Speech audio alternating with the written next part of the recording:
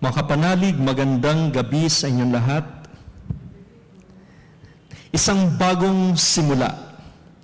Ito ang ating narinig sa ating unang pagbasa mula sa aklat ng Henesis. Ito'y pamilyar sa ating lahat, yung kwento ni Noe o Noah. At narinig natin kung paano nakipagtipan ng Diyos kay Noe matapos yung malaking baha. Isang bagong simula. Yan ang binigay ng Diyos sa sangkatauhan. At ano yung simbolo nun? Yung tanda noon, yung bahaghari. Tanda ng kanyang pangako na hindi na muling lilipulin ang mundo sa pamamagitan ng tubig. Yung narinig natin ay yung New Covenant. Kasi ito'y parang bagong sangnilikha. Ito ay tipan ng awa at biyaya. Isang paalala na ang Diyos ay tapat sa kanyang pangako ng buhay at kaligtasan. Ngayon, sa ating ebanghelyo mula kay San Marcos, nakita natin ang isang mahalagang punto sa buhay ng mga alagad. Marahil para sa kanila, ito yung bagong simula. Ang tanong ni Jesus, sino ako para sa inyo?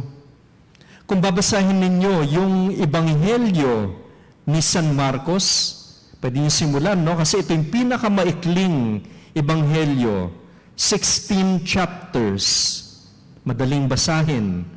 Doon sa kalagitnaan nung 16 chapters na yon, doon sa chapter 8, ito yung tanong ni Jesus.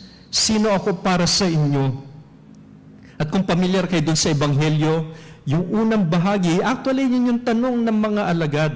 Sino ba itong taong ito? Nakikita nila, no? Pinatahimik niya yung malakas na hangin doon sa lawa ng Galilea at marami pang iba, mga himala. At yun pa rin ang tanong, sino ba itong taong ito? At tinanong ni Jesus, sino ako para sa inyo? At ang daming mga sagot. Sino si Jesus para dun sa ibang tao? Parang survey. Pero yun nga, sino ako para sa inyo? At yung tugon ni Pedro ay, ikaw ang Kristo. Ngunit nang ipahayag ni Jesus yan, sabi niya, huwag niyo ipagsabihan. Anong tawag doon? Yun yung tinatawag nating messianic secret. Kasi gusto ng mga alagad, itong Mesiyas, siya ay magiging, dahil siya'y tagapagligtas, siya'y dakila, at kailangan makilala ng lahat, malwalhati. Pero ayaw yun ni Jesus. Bakit? Ito yung sinabi niya. Siya'y magdurusa, tatanggihan ng mga pinuno, mamamatay, muling mabubuhay. At yun ay tinutulan ni Pedro. Pinagsabihan si Jesus. At sa halip na purihin si Pedro, sinabi pa ni Jesus, lumayo ka, Satanas. Ang iniisip mo'y hindi mula sa Diyos, kundi mula sa tao. Ano ba yung pagkakakilala natin kay Jesus? Sa ating pagiging Kristiyano, yun ba yung hinahanap natin na maging malwalhati? Siguro lahat tayo gusto natin, inaasam-asam natin na magiging masaya tayo.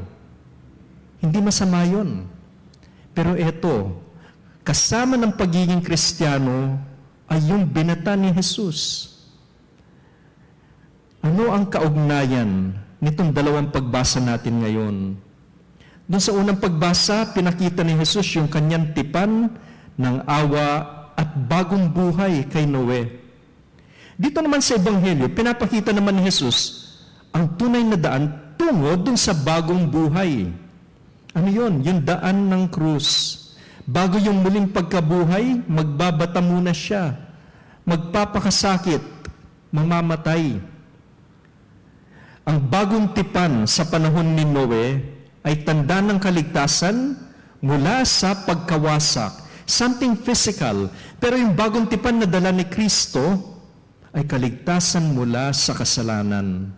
Isang kaligtasang dumadaan sa paghihirap at sakripisyo. Mga kapanalig, madalas, katulad ni Pedro, gusto natin ang madali at matagumpay na Mesiyas. Isang Kristo na magdadala ng tagumpay nang walang paghihirap.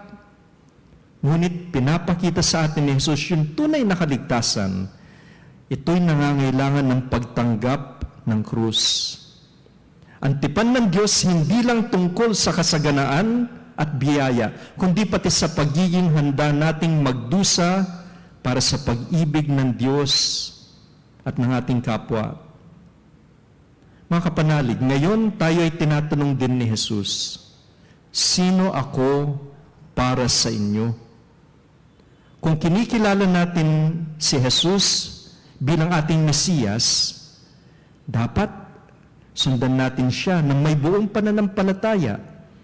Kahit ito'y mga hulugan ng pagsasakripisyo at marami sa atin, yun ang ginagawa ngayon.